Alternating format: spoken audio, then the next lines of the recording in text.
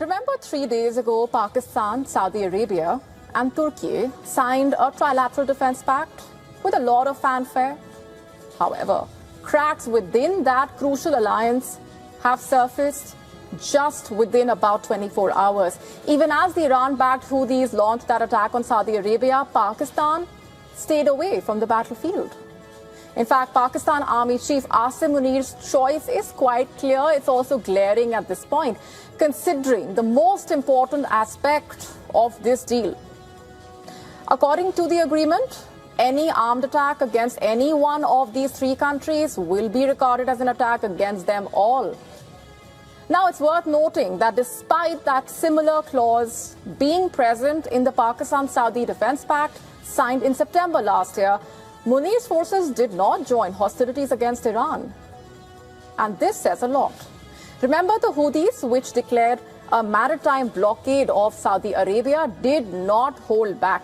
Over the weekend itself, the group struck a facility operated by Saudi Arabia's state-owned oil firm in retaliation for the alleged incursions by drones into northwest Yemen. And this facility reportedly processes 400,000 barrels of crude oil per day. 400,000 barrels. On its part, Riyadh clarified that a fire which broke out at this facility was extinguished and no injuries were reported. That's not all. Houthis also attacked Yemen's port city of Mecca.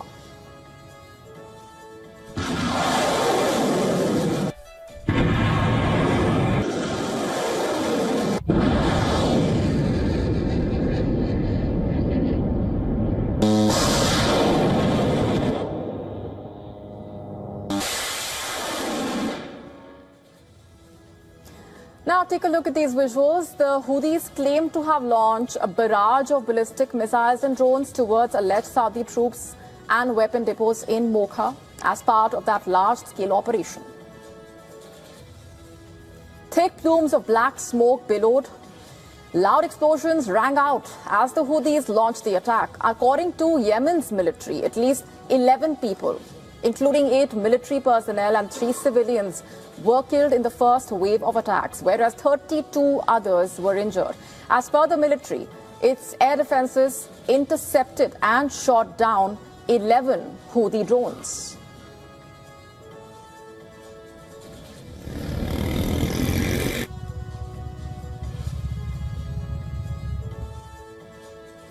Now, even Turkey, in fact, has remained silent, while the Turkish foreign minister affirmed that the Mecca pact has a NATO-like Article 5, similar to the NATO Article 5 collective defense clause.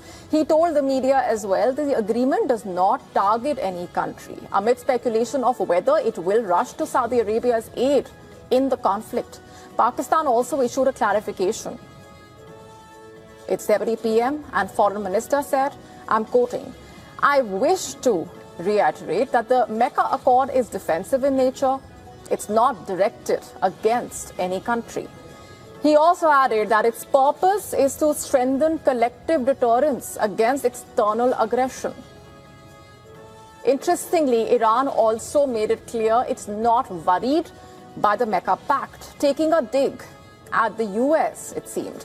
It reasoned that this agreement showed that countries are relying more on their own capabilities rather than those of outside powers. Listen to this. Since we have deep religious, historical and civilizational ties with the two neighboring countries of Turkey and Pakistan, as well as Saudi Arabia, there is no reason to worry that this treaty will be against Iran.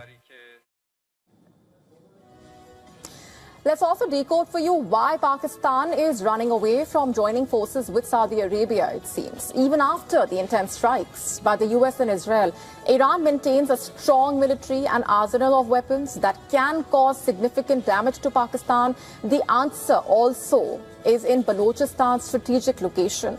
It shares a 900-kilometer-long border with Iran, remember, which is not easy to manage at all, considering that Balochistan has been on the boil. And even as Pakistan continues to jail human rights activists like Mehrang Baloch, the unrest on the ground cannot be understated. In the month of July itself, the Pakistani military revealed at least 42 people, most of whom were security personnel, were killed in 3 attacks by the Baloch insurgents. In subsequent operations, Pakistani forces claimed to have killed at least 129 militants. The Baloch Liberation Army has also intensified its operations, by the way. In July, gunmen killed 9 police officers in an attack on a checkpost. This was at the dam project in Balochistan.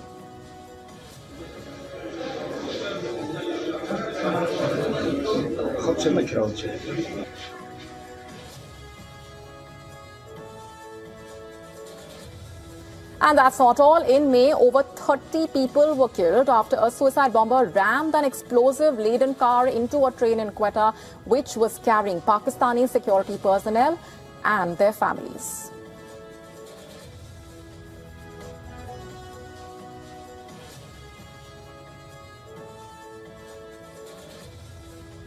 Let's also talk about the situation in Pakistan-occupied Kashmir. It remains volatile, to say the least.